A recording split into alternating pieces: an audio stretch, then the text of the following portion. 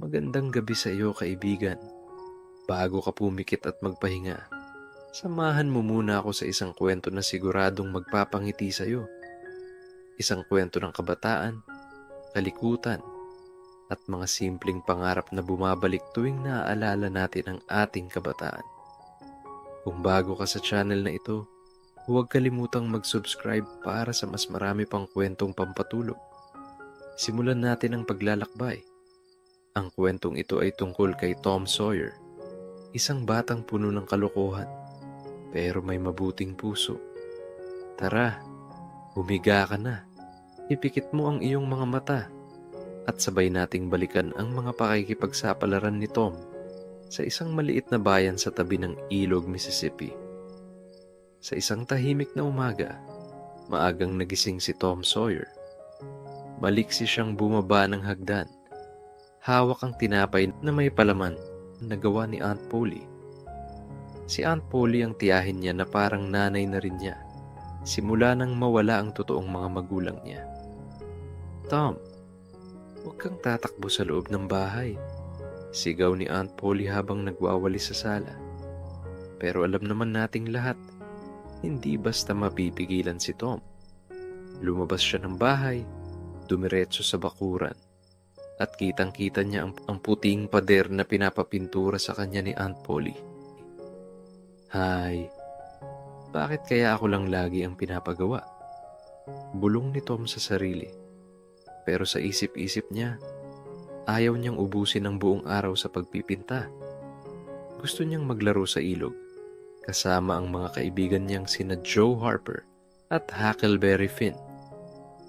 Habang pinapahid niya ang brush, bigla siyang nagka-ideya. Kung hindi niya kayang takasan ng trabaho, baka may ibang mag-volunteer. Sa gilid ng kalsada, dahan-dahang lumapit si Ben Rogers, kaalaro rin ni Tom. Nakita niya si Tom na parang enjoy na enjoy sa pagpipinta. Tom, kawawa ka naman. Pinagtrabaho ka na naman ni Aunt Polly, sabi ni Ben sabay kagat sa mansanas. Pero si Tom, kunwari abala. Kawawa? Hindi.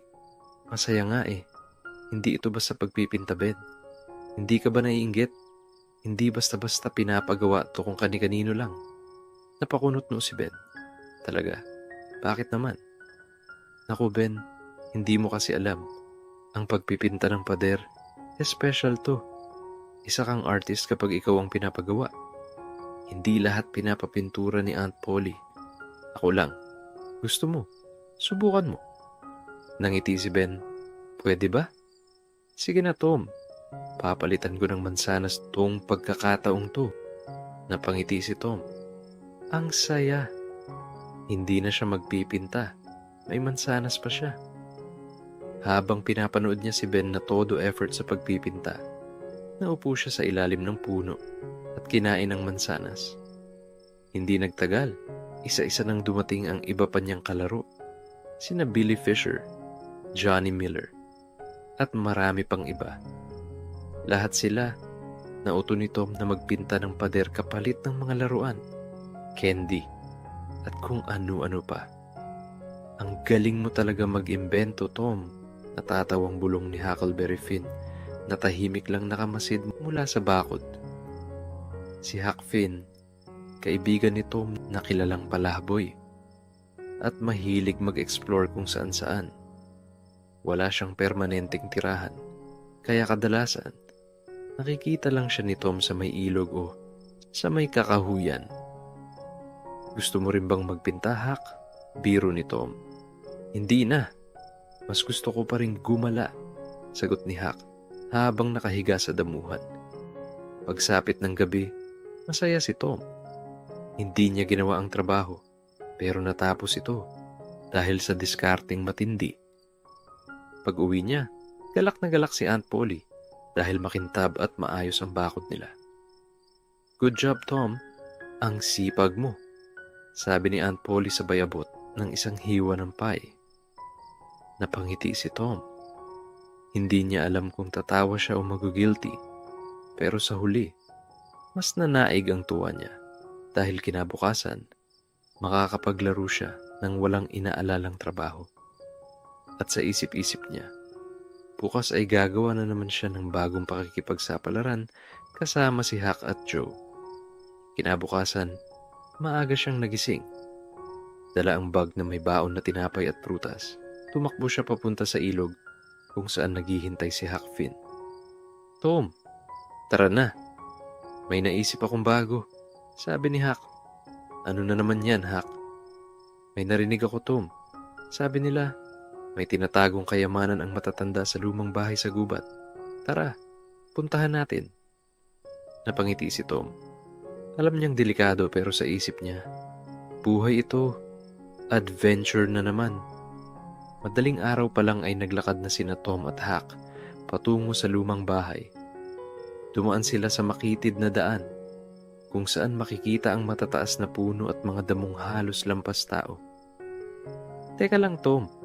Sigurado ka ba dito?" tanong ni Huck habang sumisilip sa madilim na bintana ng bahay. "Oo naman, Huck," sabi ni Joe Harper.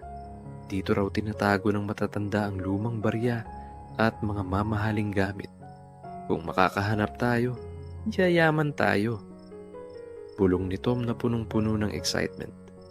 Tahimik nilang binuksan ang pinto ng lumang bahay. Narinig nila ang kaluskos ng mga ipis at dagang nagtatakbuhan sa loob. "Huwag kang maingay, Huck," sabi ni Tom. Habang may dalang kandila, maingat silang naglakad papunta sa ilalim ng hagdan kung saan, ayon sa alamat, may tinatagong treasure box. Habang inaalis ni Tom ang mga tipak ng kahoy, may nakita siyang maliit na kahon na may balot ng lumang basahan. Kinabahan silang dalawa. "Baka ito na yon," bulong ni Huck. Dahan-dahan nilang binuksan ang kahon. Nang tumama ang ilaw ng kandila, kitang-kita nila ang laman. Mga kalawangin na barya, lumang singsing, at isang maliit na bulsa na may papel. "Isang mapa," sigaw ni Tom. Ngunit pinigilan siya ni Huck. "Shh! Baka may makarinig." Nang buksan nila ang papel, may nakasulat na palatandaan papunta raw sa isang lumang kuweba malapit sa ilog. "Tom, mukhang mas malaki pa ang kayamanan dun sa kuweba," sabi ni Huck habang nakangiti. "Bukas, maghanda ka, Huck. Pupuntahan natin yon." Kinabukasan, dumating si Joe Harper. Sumama na rin siya dahil narinig niya kay Tom ang tungkol sa sikreto. "Kasama na ako, ha?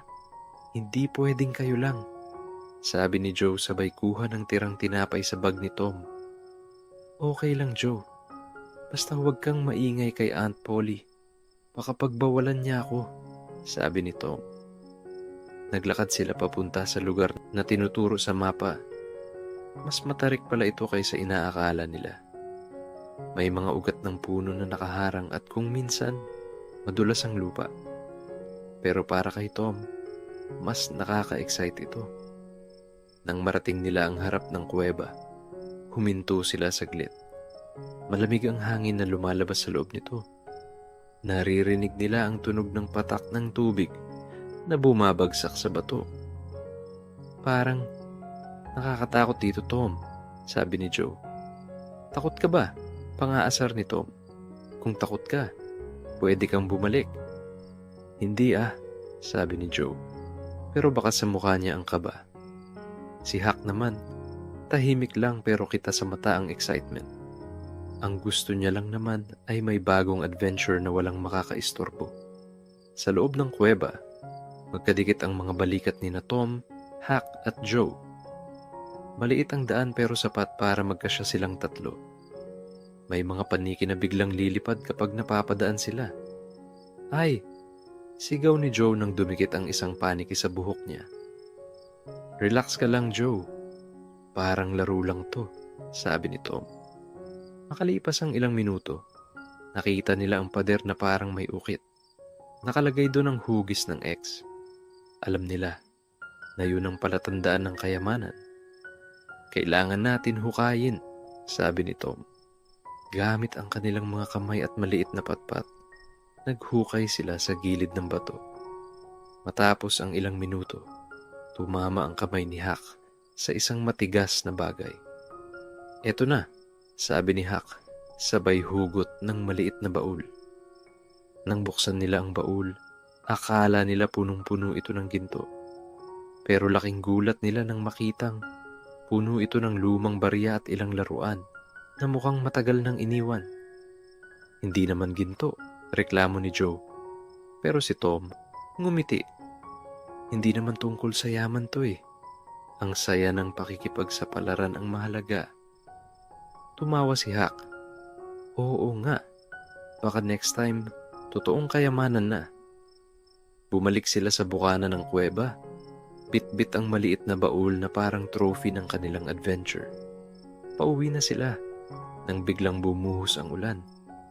Tumakbo silang tatlo papunta sa malapit na kubo para magsilong.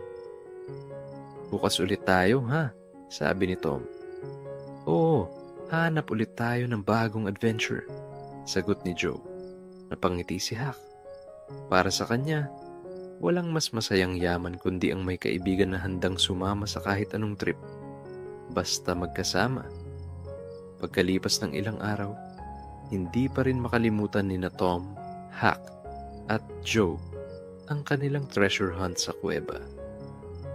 Nakaupo sila ngayon sa tabi ng ilog, pinagmamasdan ng pag-aagos ng tubig habang kumakain ng tinapay at prutas na baon ni Tom. "Alam niyo, parang bitin pa rin sabi ni Tom habang tinatapik ang maliit na baul na nakuha nila. "Oo nga eh, ang saya kaya nung gumapang tayo sa loob ng kuweba," sagot ni Joe. Tahimik lang si Huck, pero nangiti siya. "Tara, gawa tayo ng secret club." "Secret club?" tanong ni Tom. Biglang lumiwanag ang mga mata. "Ayos yan. Secret club ng mga adventurer." Agad nilang pinagplanuhan kung saan sila pupwesto. Napagkasunduan nilang gawin ito sa lumang punong kahoy malapit sa ilog, kung saan may maliit na lungga sa ilalim. Parang lungga ng hayop na pwedeng gawing hideout. Kinabukasan, dala-dala ni na Tom, Huck, at Joe ang mga lumang tabla, basahan, at ilang pirasong lubid. Masayang-masaya sila habang nagbubuhat at nag-aayos sa ilalim ng puno. "Dito natin itatago ang mga sekreto natin," sabi ni Tom habang pinapako ang lumang tabla gamit ang bato bilang martilyo. "Walang ibang makakapasok dito, kundi tayo lang," dagdag ni Huck. Si Joe naman, abala sa paggupit ng basahan para gawing maliit na bandila.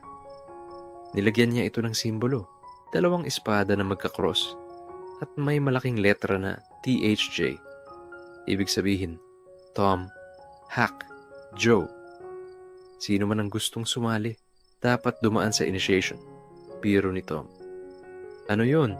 tanong ni Joe. "E di susubukan nating lahat kung gaano sila katapang," sagot ni Tom na may halong tawa. Nang matapos ang kanilang pugad, umupo silang tatlo sa loob, nakapalibot sa isang kandilang nakapatong sa lumang lata. "Ano ang mga rules natin?" tanong ni Huck. Nag-isip si Tom. Una, walang sumbong kay Aunt Polly. Pangalawa, bawal sumama ang hindi pa dumadaan sa inisyasyon. Pangatlo, dapat laging handa sa adventure. Tumawa si Joe. "Paano kung gutom na?" "Basta may baon, solve na yan," sagot ni Tom habang inaabot ang natitirang candy mula sa bulsa. Maliit lang ang pugad nila, pero para sa kanilang tatlo, parang napakalaking kastilyo na walang makakapasok, kundi sila lang. Doon nila pinag-uusapan ang susunod na adventure, lihim na kayamanan, o kahit na anumang pantasya ng batang may malikot na imahinasyon. "May naisip ako," sambit ni Huck habang tinutok ang tingin sa kandila. "Sabi ni Old Man Jenkins, sa kabilang dulo ng gubat, may lumang barko raw na lumubog sa tabi ng ilog. Baka may kayamanan din yun." Napatingin si Tom. "Lumubog na barko? Wow! Parang pirata." "Eh, paano tayo pupunta ron?" tanong ni Joe. "Gagawin nating barko ang lumang bangka ni Ben Rogers." Biglang sabat ni Tom. "Ano? Hindi kaya tayo palayasin ni Ben pag nalaman niyang ninakaw natin bangka niya? Sabi ni Joe. Huwag nating nakawin, hiramin lang natin. Paliwanag ni Tom. Tapos, ibabalik rin natin pagtapos na ang misyon. Napailing si Huck, pero tumawa rin. Sige, basta ako. Game ako. Basta may adventure. Kinabukasan, bago pa magising si Ben, tinulak na nina Tom, Huck at Joe ang lumang bangka mula sa gilid ng ilog. Huwag kayong maingay, bulong ni Tom habang nag-aabang kung may darating. Tahimik silang lumayag, sinasagwan papunta sa kabilang dulo kung saan, ayon kay Old Man Jenkins, may lumubog na barko. Habang nasa gitna ng ilog, naramdaman nila ang malamig na simoy ng hangin. Ang tubig, kumikislap sa ilalim ng buwan. Tahimik ang paligid. Tanging tunog lang ay ang sagwan na dumidikit sa tubig. Ang saya nito, sabi ni Joe habang pinagmamasdan ang mga bituin. Maya-maya, naaninag na nila ang lumang barko. Bahagyang nakalitaw ang kalahating katawan nito sa mababaw na bahagi ng ilog, napapalibutan ng mga halaman. Ayos, para tayong pirata, bulong ni Tom. Sumampa silang tatlo. Maraming sirang kahoy at may mga lumang lubid na nakasabit pa. May nakita silang lumang baul sa ilalim ng sirang kubyerta. Binuksan nila ito ng sabay-sabay, pero tulad ng inaasahan, wala na itong laman kundi mga lumang bote, kalawangin na kutsara, at lumang notebook na basang-basa na. Haha, parang laging wala tayong nakukuhang yaman, sabi ni Joe, pero hindi maitatanggi ang saya sa boses niya. Ano ka ba, Joe? Ang importante, may barko tayong sarili ngayon, sabi ni Tom. Mula ngayon, ito ang barko ng secret club natin. Bago sila bumalik, nakaupo muna sila sa tuktok ng lumang barko. Pinagmamasdan nila ang mga bituin, ang buwan na kumikislap sa ilog, at ang mahinang agos ng tubig. Dapat lagi tayong magkakasama, ha? Sabi ni Tom habang hawak ang maliit na notebook na nakuha nila sa barko. Oo, secret club forever. Sabay-sabay nilang sinabi. Umuwi silang nakangiti. Bit-bit ang bagong alaala ng isa na namang kakaibang adventure. Isang mainit na hapon, nakahiga si Tom sa ilalim ng puno malapit sa ilog. Kasama niya si Huck na naglalaro ng patpat sa tubig. Tom, naiisip mo rin ba yun? Tanong ni Huck bigla. Ano? Sagot ni Tom, bahagyang napadilat habang sumisipol ng walang tono.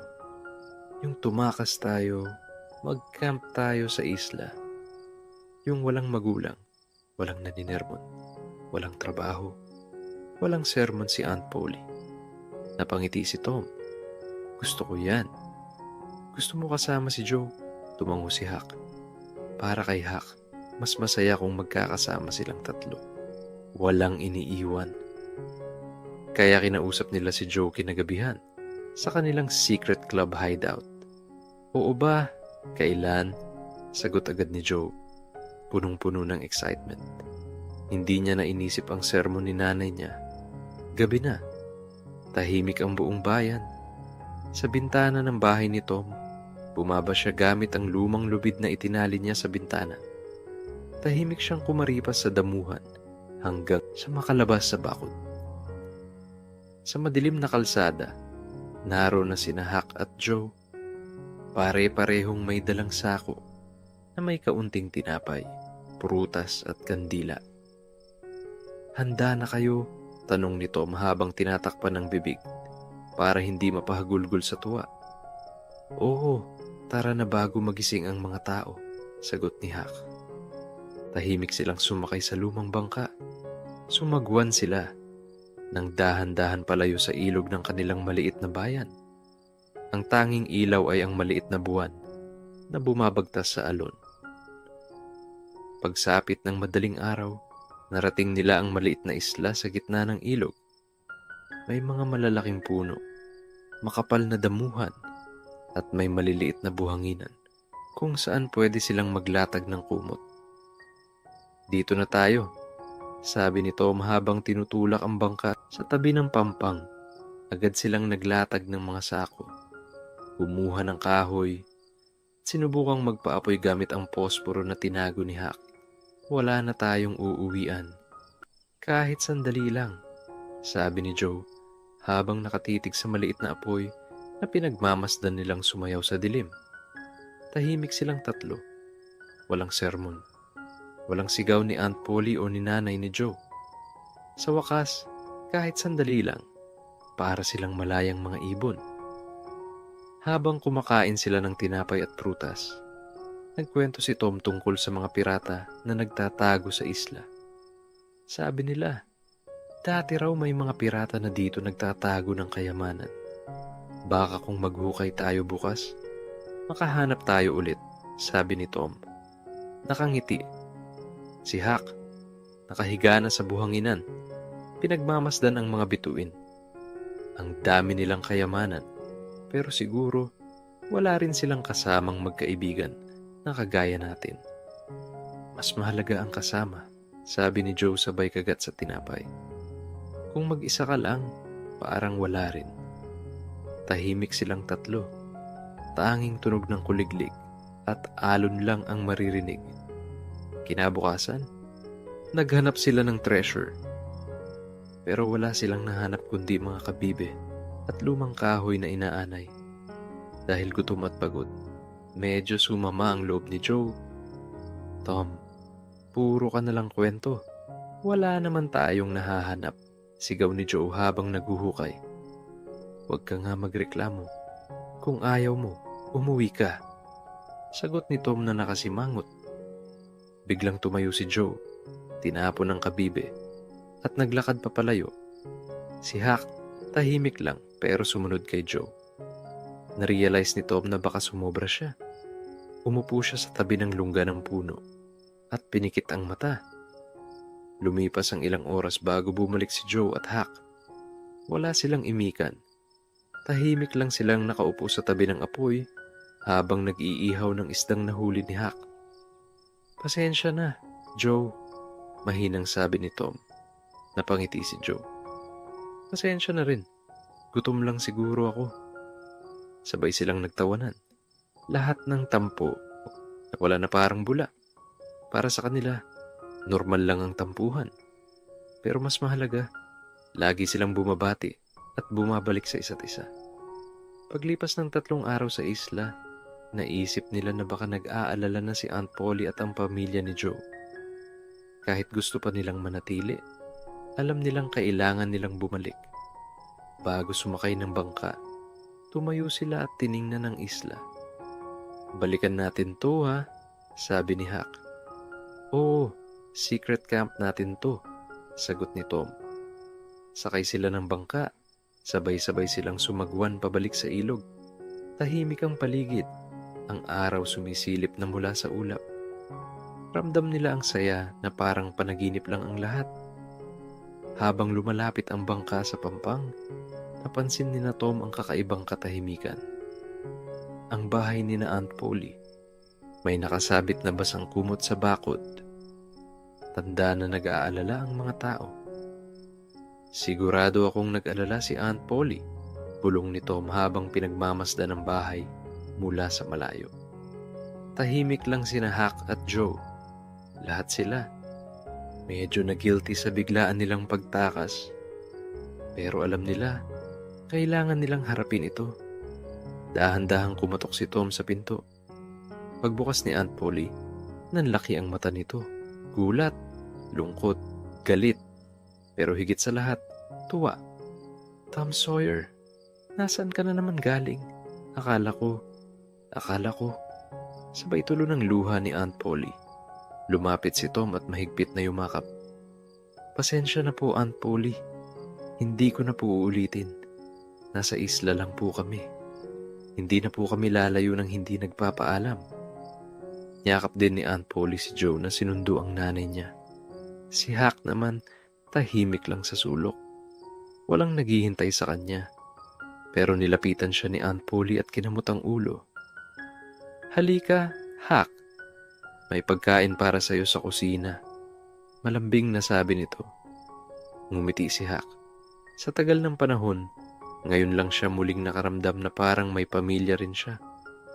Kinagabihan, naghanda si Aunt Polly ng tinapay, sabaw, at mga prutas para sa tatlo. Puno ang mesa ng kwento at tawa. Ano bang nakita ninyo ron sa isla? Tanong ni Aunt Polly. Kami lang po, Aunt Polly. Kami ang kayamanan.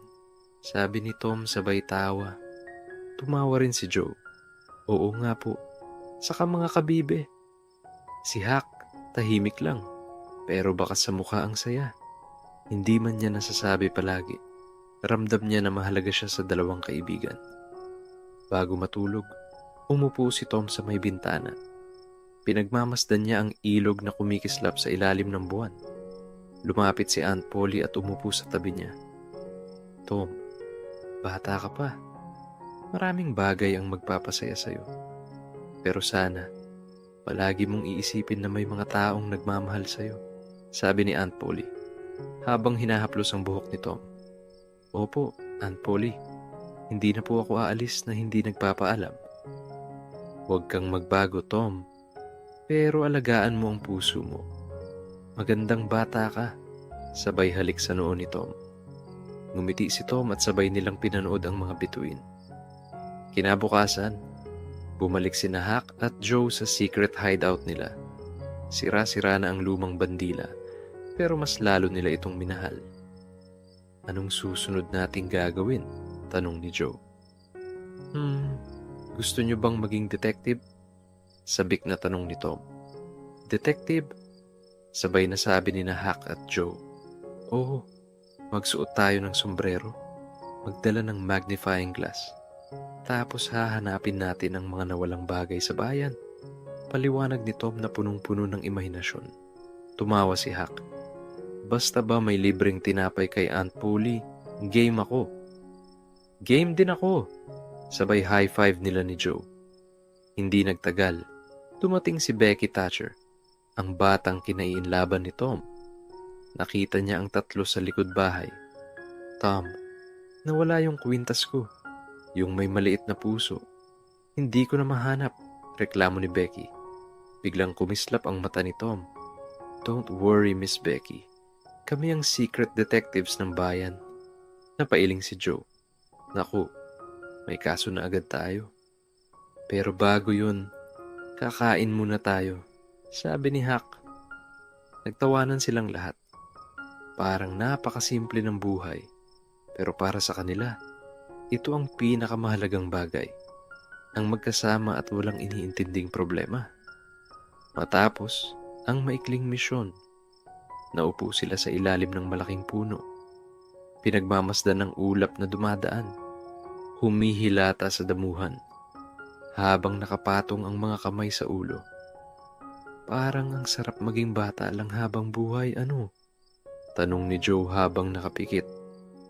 Basta magkasama tayo. Parang wala tayong katandaan, sabi ni Tom. Wala ring takot, sabay dagdag ni Hak. Tahimik silang tatlo. Hangin lang at mga kuliglig ang maririnig. Para sa kanila, ito na ang tunay na kayamanan. Ang bawat araw na puno ng kalokohan, ligaya, at pagkakaibigan. Kinabukasan, maaga pa lang ay nakaupo na sina Tom, Hak, at Joe sa ilalim ng kanilang secret hideout. Bitbit nila ang lumang notebook na nakuha nila noon sa lumubog na barko. Ginawa nilang record book ng kanilang secret detective club. Okay, sabi ni Tom habang seryosong nagsusulat. Kaso number 1, ang nawawalang kwintas ni Becky. Si Hak, nakatayo habang iniikot ang isang lumang magnifying glass na nakuha ni Tom mula kay Aunt Polly. Saan mo raw huling nakita, Tom? Sa may puno malapit sa paaralan. Dapat puntahan natin mamaya, sagot ni Tom. Tumango si Joe. Dapat may secret handshake muna bago tayo maghanap. Nagkatinginan sina Hak at Tom, sabay silang nagtawanan. Gumawa sila ng sariling handshake. Pitik sa daliri, tapik sa balikat, sabay pisil ng daliri. Simple pero sa kanila, yun na ang pinakasekretong palatandaan. Lumakad silang tatlo papunta sa puno malapit sa paaralan. Bitbit ni Huck ang magnifying glass. Parang totoong detektive. Si Joe, nakasunod lang at paminsan-minsan ay kumakain ng maninabaon niya. Dito raw sa may ugat ng puno na hulog ang kwintas, sabi ni Tom, habang tinuturo ang lupa. Lumuhod si Huck at sinilip ang ilalim ng ugat. May bakas ng paa. Paa mo lang yan, Huck. Sabay tawa si Joe. Napailing si Huck pero napanghiti rin. Habang sinisilip nila ang bawat sulok ng damuhan, biglang napansin ni Tom ang kumikislap na bagay sa likod ng mababang damo. Ayun o, sigaw ni Tom. Lumingon sina Huck at Joe. At ayun nga, ang maliit na kwintas ni Becky na may palawit na pusong kulay pilak. Dali-dali silang bumalik kay Becky na naghihintay sa maliit na bakod sa tabi ng paaralan. Nakasandal ito at tila nalulungkot. Miss Becky, ang kwintas mo. Masiglang sigaw ni Tom sabay abot ng makintab na palawit. Napangiti si Becky. Salamat, Tom. Akala ko na wala na talaga ito. Walang anuman. Yan ang trabaho ng secret detectives ng bayan. Mayabang na sabi ni Joe sabay pose na parang bida sa pelikula. Tumawa si Becky. Ang swerte ko naman, may 3 bantay na kagaya ninyo. Bilang pasasalamat, inabot ni Becky ang maliit na supot na may mga candy at tirang tinapay mula sa merienda niya. Kainin ninyo ito. Reward nyo yan, sabi niya. Umupo sila sa ilalim ng punong malapit sa paaralan at sabay-sabay na kumain. Ang simpleng candy at tinapay. Parang handa ang pangpista para sa 3. Habang kumakain, biglang napatingin si Tom sa malayong bukirin. Alam nyo, sa kabila ng bukid na yan, may tabing dagat raw. Sabi ni Old Man Jenkins, may mga nakalubog na lumang bote ron. May mga sulat ng mga nawalang pirata. Napaangat ang kilay ni Joe. Pirata na naman? Oo, hindi tayo titigil hanggat wala tayong nakikitang treasure bottle. Sagot ni Tom. Parang leader ng ekspedisyon. Si Huck, nilalaro ang mga dahon na para bang maliit na bangka. Kung pupunta tayo, dapat magdala tayo ng pansapin. Ayoko nang lamigin sa buhanginan. Okay, bukas tuloy na tayo, sabi ni Tom. Kinagabihan, habang tahimik na natutulog ang lahat, bumangon si Tom para maghanda. Lumapit siya sa kama ni Aunt Polly, tinakpan ito ng kumot at hinalikan ng noo. Promise, Aunt Polly, uuwi akong maayos bukas. Teka, adventure lang naman, bulong niya bago bumalik sa bintana. Sa labas, naghihintay na sina Huck at Joe. Pare-parehong may baon, kaunting tinapay, mani, at bote ng tubig. Tahimik nilang tinahak ang madamong daan, papunta sa tabing dagat. Ang lamig ng simoy ng hangin, ang huni ng mga kuliglig, at ang mahina nilang halakhak ang nagbigay saysay sa katahimikan ng gabi. Tumiretso silang 3 sa gilid ng mabatong bahagi. Inilatag nila ang dala nilang basahan. Inihiga ang sarili sa buhangin at sabay-sabay na pinagmamasdan ang bituin. Kung makahanap tayo ng lumang bote na may sulat, baka malaman natin ang sikreto ng mga pirata, sabik na sabi ni Tom. Basta huwag tayong makakita ng multo. Biro ni Joe, sabay tawa. Tahimik lang si Huck pero bakas ang saya. Para sa kanya, kahit walang kayamanang makita, sapat na nakasama niya ang dalawa sa pinakamasayang parte ng buhay niya. Magdamag silang naghanap. Nakapulot sila ng 2 lumang bote. Isa walang laman, isa may nakasulat na luma, pero halos nabura na ng tubig. Hindi man natin mabasa, pero okay na rin, sabi ni Huck habang pinupunasan ng bote. Ang mahalaga, may adventure na naman, sabi ni Tom sabay tawa. Umupo silang tatlo sa tabing dagat. Nilalaro ang malamig na buhangin sa pagitan ng mga daliri at pinagmamasdan ang alon na dumarampi sa paa nila. Para sa kanila, bawat tunog ng alon ay parang kwento na dinadala ng mundo. Tahimik, pero puno ng pangarap. Habang papalubog ang araw sa tabing dagat, nakaupo sina Tom, Huck, at Joe sa paligid ng maliit na bonfire na ginawa nila gamit ang mga tuyong sanga at lumang kahoy na napulot nila. Ang init ng apoy ay nagpapagaan ng malamig na hangin mula sa dagat. Ang liwanag ng apoy ay sumasayaw sa kanilang mga mukha. Bakas ang pagod, pero kitang-kita ang ligaya. Alam niyo, sabi ni Tom habang iniikot ang patpat sa apoy, paglaki natin, gusto kong maglakbay. Hindi lang dito. Gusto kong makarating sa kabila ng ilog, sa kabila ng dagat. Gusto ko rin, sabat ni Huck habang nakatingin sa alon. Pero kahit saan tayo pumunta, dapat magkakasama pa rin tayo. Secret Club forever, sabay sabi ni Joe na may hawak pang tinapay na pinapainit sa dulo ng patpat. Nakahiga sila ngayon sa buhanginan. Pinagmamasdan ang langit na puno ng kumikislap na bituin. Tahimik lang. Tanging huni ng alon at kuliglig ang bumabasag sa katahimikan. Kung may isang bituin na pwede mong tanungin, anong itatanong mo? Tanong ni Tom. Nag-isip si Huck. Tatanungin ko kung may bahay ba ako na uuwian balang araw. Yung totoong bahay. Napalingon si Joe. Ako naman, tatanungin ko kung lalaki pa ba tayong magkakaibigan. Napangiti si Tom. Ako, tatanungin ko kung may bago pa kaming madidiskubreng adventure. Tahimik. Hindi kailangan ng mahahabang salita. Ang mga bituin na lang ang saksi sa bawat munting pangarap nila. Bago sila umidlip, naglatag sila ng sako at lumang kumot. Bago pumikit, umupo si Tom at may inabot na maliit na kabibi kay Huck. Para sa'yo to, Huck. Para maalala mong kahit wala kang bahay noon, dito sa Secret Club, may bahay ka. Inabot naman ni Joe ang isa pang kabibi kay Tom. Para sa iyo, Tom. Para hindi ka makalimot magbahagi ng adventure sa amin. Si Huck, kumuha ng lumang tansong singsing na nakita nila sa barko noon at inabot ito kay Joe. Para sa iyo. Para maalala mong walang iwanan. Tahimik silang tatlo. Sa ilalim ng malamig na langit, natulog sila na parang walang ibang problema sa mundo. Pagsikat ng araw, nagising silang tatlo sa tunog ng mga ibon na sumisipol sa tabi ng puno malapit sa dalampasigan. Magkayakap ang lamig ng hangin at ang tamis ng umaga. Uy, gising na. Baka hanapin na tayo sa bayan. Sabay tapik ni Tom kay Huck.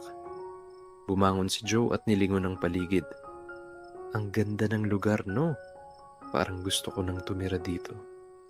Tayo rin. Pero syempre, kailangan nating umuwi. Baka mamiss tayo ni Aunt Polly, sabi ni Tom sabay bitbit ng lumang bag.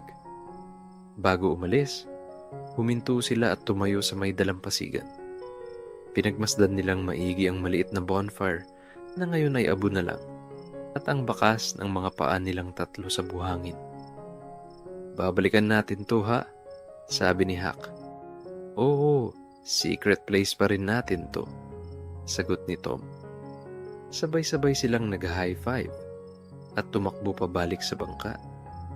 Habang lumulubog ang paa nila sa malamig na buhangin, alam nilang bitbit nila ang isa't isa kahit saan sila mapadpad. Habang sumasagwan pabalik sa bayan, tahimik silang tatlo. Pinagmamasdan nila ang lumulutang na hamog sa ibabaw ng ilog at ang unti-unting pag-init ng araw. Si Tom, nakasandal sa bangka at nakapikit. Si Huck, nakadipang mga braso na parang sinasagap ang hangin. Si Joe, pinaglalaro ng kabibing bigay ni Tom. Walang ibang usapan. Tila sapat na ang katahimikan para malaman nilang buo silang babalik. buo silang aabutin ang panibagong araw. Pagdating nila sa pampang, naroon si Aunt Polly na nakatayo sa tabi ng punong pinakapaborito ni Tom. "Tom Sawyer, nasaan na naman kayo?" Sigaw nito, pero baka sa mukha ang pag-aalala at tuwa. Tumakbo si Tom at yumakap. "Pasensya na po, Aunt Polly. Bumalik naman po kami agad, di ba?" Sumunod yumakap si Joe sa kanyang nanay. Si Huck, tinapik ni Aunt Polly sa balikat. "Halika, Huck. May tinapay at mainit na sabaw para sa iyo." Ngumiti si Huck. Hindi man niya masabi, pero alam niyang sa puso niya.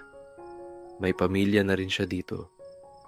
Kinagabihan, nagkita pa rin ang tatlo sa secret hideout nila sa ilalim ng puno. May dala silang mga tirang tinapay at mga bagong kabibi na nakuha sa dalampasigan. "Anong susunod nating mission?" tanong ni Joe habang nakasandal sa ugat ng puno. "Bukas ulit," sagot ni Tom. "May bago akong narinig. May lumang bahay raw sa kabilang bundok na tinitirhan ng matandang may mahiwagang baul." Napailing si Huck pero ngumiti. "Kahit saan, basta magkakasama tayo." Bago sila maghiwa-hiwalay, nilabas ni Tom ang kanilang lumang notebook. Sumulat siya ng bagong rule sa secret club nila. Rule number 10. Kahit lumaki, kahit saan mapunta, walang iwanan. Secret club forever. Tahimik silang naghawak kamay. Sa ilalim ng malamlam na buwan, binubulong nila sa sarili na ang kwento nila ay hindi matatapos. Mananatili itong buhay sa bawat araw, bawat tawa, bawat halakhak. Isang maagang umaga, nakaupo si Tom sa harap ng tindahan ni Mr. Thatcher. Habang hinihigop niya ang libreng baso ng malamig na inumin, narinig niya ang mga matatanda na nag-uusap. "Alam mo ba, pare, sa kabila araw ng bundok, may lumang bahay na tinitirhan ni Old Man Wilkins," bulong ng isa. "Oo, at sabi nila, may baul daw dun na may lumang mapa ng kayamanan," dagdag ng isa pa. Napangiti si Tom. Hindi niya pinalampas ang chismis. Agad siyang tumakbo papunta sa hideout para ikwento kina Huck at Joe.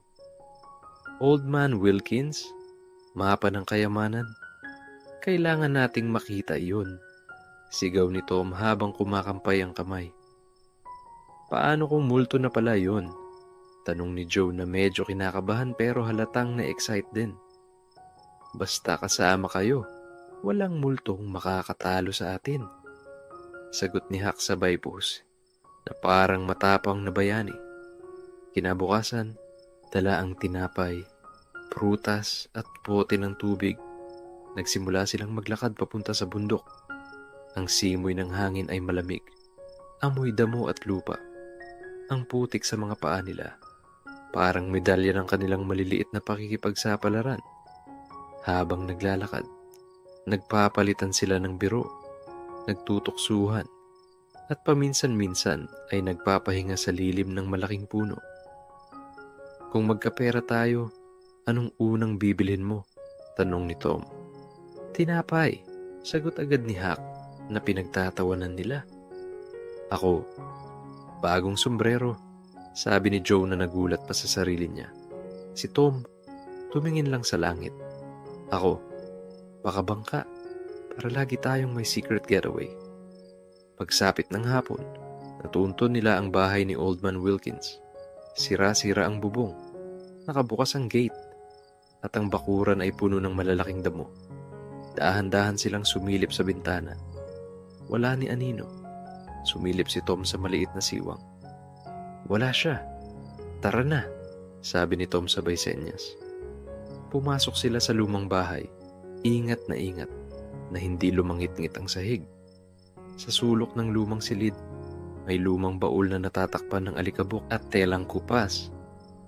"Dito nga," bulong ni Huck. Binuksan ni Tom ang baul. Umaalingasaw ang amoy ng lumang papel at kahoy. Nakatupi ang isang lumang piraso ng papel, kulay dilaw at may mantsa ng panahon. "Mapa, Sigaw ni Joe, halos hindi makapaniwala. Binuksan nila ito sa sahig. Mga linya, palatandaan ng puno, ilog, at maliit na krus na may nakasulat na X. Yun daw ang tanda ng kayamanan. Biglang may narinig silang kaluskos. Parang tulog ng papalapit na mga yabag. Nanlaki ang mata ni Huck. "Tom, may tao," bulong niya. Agad nilang tiniklop ang mapa, isinilid sa bulsa, at sabay-sabay silang nagtago sa likod ng lumang aparador. Ramdam nilang kumakabog ang dibdib nila habang naririnig ang mahinang yabag. Pagtungaw nila, nakita nila si Old Man Wilkins. Puting buhok, nakatungkod, pero nakangiti. Aba, sinong mga batang ito?" sabi nito. Kinabahan si Joe. Si Huck, hindi makatingin. Pero si Tom, matapang nang ngumiti. "Pasensya na po. Curious lang po kami. Ang ganda kasi ng bahay ninyo," palusot ni Tom. Tumawa si Old Man Wilkins. Kung alam nyo lang ang kwento ng mapa na yan." Pinaupo sila ni Old Man Wilkins sa lumang silya sa loob ng bahay. Binuksan niya ang bintana para pumasok ang malamig na hangin. "Ang mapa na yan, diyan ko rin nakuha nung bata pa ako," kwento niya. "Marami akong hinanap na kayamanan, pero alam mo kung ano ang natutunan ko?" "Ano po?" tanong ni Huck. "Ang totoong kayamanan, hindi yung nasa ilalim ng lupa, kundi yung mga kasama mo habang hinahanap mo yun." Tahimik silang tatlo. Walang kumibo, pero parang may kumislot sa puso nilang lahat. Bago sila umalis, inabot ni Old Man Wilkins ang lumang mapa kay Tom. "Akin na, yan. Pero sa inyo na. Baka mas marami pa kayong matutunan sa paghahanap kaysa sa mismong kayamanan." "Salamat po," sabay-sabay nilang sabi. Habang binabagtas nila ang daan pababa ng bundok, hawak ni Tom ang mapa na parang kayamanang higit pa sa ginto. Sa isip nila, wala silang balak yumaman. Mas mahalaga ang adventure na magkasama. Kinagabihan, bumalik sila sa hideout. Umupo sila sa ilalim ng puno at sa liwanag ng maliit na lampara, pinagmasdan nila ang lumang mapa. "Hindi ito tungkol sa ginto," sabi ni Tom. "Tungkol ito sa mga susunod pa nating adventure." "Secret Club forever," sigaw ni Joe habang tinataas ang kamay. "Secret Club forever," sabay sabi ni Huck at Tom. Nakahiga sila sa damuhan, nakatingin sa bituin. Puno ng kaluskos ng damo, malamig na simoy ng hangin, at tila musika ang huni ng kuliglig. "Sa dami ng nahanap natin, parang mas mahalaga yung kabibe at lumang singsing kaysa sa ginto," sabi ni Huck. "Tama ka diyan," sagot ni Tom. "Basta magkasama tayo, lahat ng lugar pwede nating gawing kayamanan." Napangiti si Joe. "At basta may tinapay, huwag nyo kalimutan yan." Nagkatawanan silang tatlo hanggang sa unti-unti silang tinangay ng antok. At dito nagtatapos ang ating kwento. Salamat sa pakikinig sa mahabang kwento ni Tom Sawyer. Sana'y nakatulong ito para ikaw ay kumalma, ngumiti, at makatulog ng mahimbing ngayong gabi. Kung nagustuhan mo ang ganitong kwento, huwag kalimutang mag-like, mag-comment, at mag-subscribe para sa iba pa nating mga bagong kwentong pampatulog. Matulog ka na ng mahimbing at tandaan, kahit saan ka dalhin ng buhay, ang mga simpleng alaala at totoong kaibigan ay mananatiling yaman sa puso mo. Good night.